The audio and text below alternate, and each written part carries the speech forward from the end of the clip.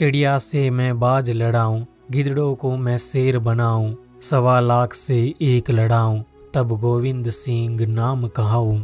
ये शब्द थे गुरु गोविंद सिंह जी के, जो उन्होंने अपने विजय पत्र जफरनामा में मुगल बादशाह औरंगजेब को लिखे थे और चमकौर विजय की सूचना दी। हम सभी ने कभी न कभी चमकौर युद्ध के बारे में सुन रखा होगा कि कैसे सिर्फ 40 सिख सैनिकों ने 10 लाख की मुगल सेना को धूल चटा दी, परंतु औरंगजेब की अधीनता स्वीकार नहीं की और हंसते हंसते मातृभूमि के लिए अपने प्राण न्यौछावर कर दिए थे। आज के इस वीडियो में हम आपको बताएंगे कि आखिर उस दिन चमकौर के मैदान में क्या हुआ, कैसे सिर्फ 40 सैनिकों ने 10 लाख की फौज का खात्मा कर दिया और साथ ही साथ उन 40 सिख सैनिकों और गुरुजी के दोनों बेटों की बहादुरी के बारे में बताएंगे, जिससे सुनकर आप हैरान रह जाएंगे।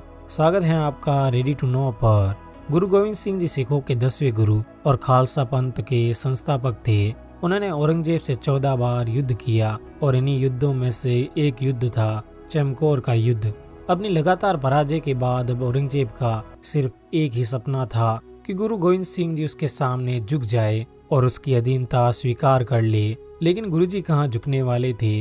इसलिए औरंगजेब ने वजीर खान के नेतृत्व में 10 लाख मुगल सेना को गुरुजी के पीछे लगा दिया, जिसके बाद आनंदपुर साहिब में दोनों के बीच युद्ध हुआ और मई 1704 में आनंदपुर साहिब की आखिरी लड़ाई में मुगल सेना ने 6 महीने तक आनंदपुर साहिब को घेरे रखा। उनका मानना था कि राशन पानी खत्म होने के बाद गुरुजी खुद ही मुगलों की अधीनता स्वीकार कर लेंगे, लेकिन उनकी यह सबसे बड़ी भूल थी। जब आनंदपुर साहिब में राशन पानी खत्म होने लगा, तब गुरुजी अपने लोगों को लेकर वहां से निकल गए और सिरसा नदी के पास आ पहुंचे, लेकिन मुगलों ने उन्हें वहां से जाते हुए देख लिया और उनका पीछा करने लगे। उस समय सिरसा नदी का उफान अपने चरम सीमा पर था और नदी में बाढ़ आई हुई थी।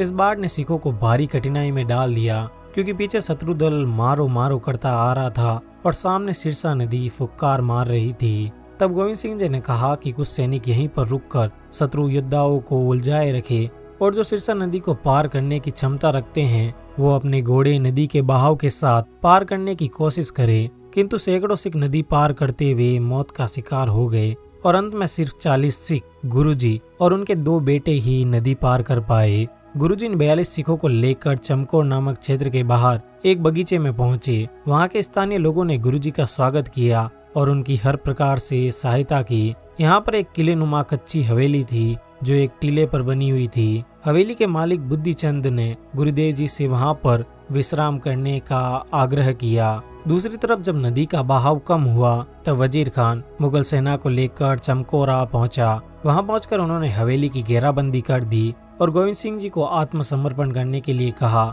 मुगलों को पूरा यकीन था कि अब गोविंद सिंह जी चाहकर भी इतनी बड़ी सेना को शिकस्त नहीं दे सकते, लेकिन गुरुजी को घुटने टेकने मंजूर नहीं थे और उन्होंने अपने साथियों को छोटे छोटे समूहों में बांट दिया। जब मुगलों ने उन्हें ललकारा तो गुरुजी ने सिखों को एक एक करके तलवार, भालों और तीरों के साथ युद्ध भूमि में भेजा। उन सभी सिख सैनिकों ने मुगलों का डटकर सामना किया और आधी से ज्यादा सेना को खत्म कर दिया। गुरुजी ने इस युद्ध में अपने दोनों बेटे अजीत सिंह और जुझार सिंह को भी उनका रण कौशल दिखलाने के लिए भेजा। इस दौरान तमाम सैनिक लड़ते लड़ते शहीद हो गए और अंत में गुरुजी और सिर्फ 7 सैनिक ही बचे थे। बाकी बचे सिखों ने गुरुजी से प्रार्थना की कि वो यहाँ से कहीं और चले जाए तो हम बाजी जीत सकते हैं, लेकिन गुरुजी ने साफ साफ मना कर दिया। इसके जवाब में गुरुजी ने उत्तर दिया कि जब मैं खुद दूसरों को युद्ध का उपदेश देता हूँ तो समय आने पर रणभूमि छोड़कर कैसे भाग सकता हूँ। मेरा जीवन मेरे प्यारे सिखों के जीवन से मूल्यवान नहीं है। लेकिन उन्होंने कहा कि गुरुजी, हम 5 प्यारे परमेश्वर होकर आपको आदेश देते हैं कि ये कच्ची हवेली त्याग कर किसी सुरक्षित स्थान पर चले जाइए। 5 प्यारों का आदेश सुनते ही गुरुजी जाने के लिए मान गए और अंत में 5 लोगों की टोली मुगल सैनिकों को धूल चटाने लगी। अब गुरुजी और उनके 2 साथी पीछे बचे थे। गुरुजी वहां से छुपकर नहीं जाना चाहते थे, इसलिए उन्होंने मुगल सैनिकों को आवाज लगाते हुए कहा, मैं जा रहा हूँ, हिम्मत है तो पकड़ लो।